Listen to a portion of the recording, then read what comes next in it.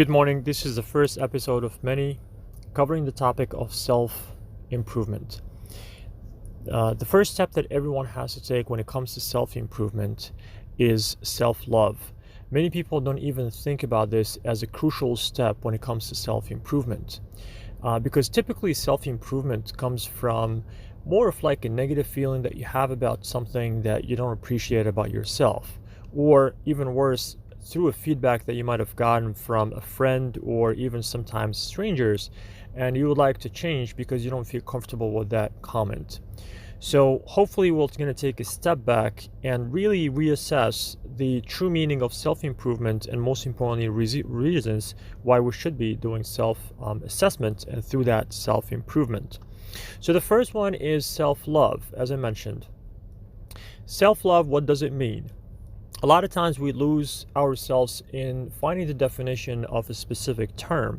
Many of us, because society for the longest time have convinced us that self-love, meaning you're full of yourself, you're self-centered, you're selfish, all these negative things come with the term self-love.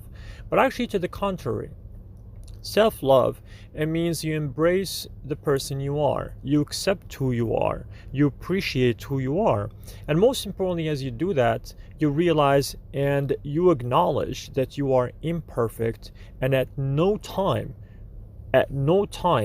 will you be perfect. Never. The moment you do realize that and you start loving yourself for who you are, then your self-assessment will become more of a constructive analysis as compared to a destructive one. What do I mean by that?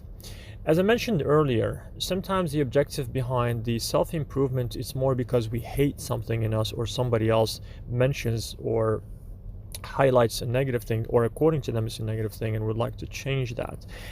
The start in itself is already on the negative end of the spectrum, so you cannot expect positive outcomes from it.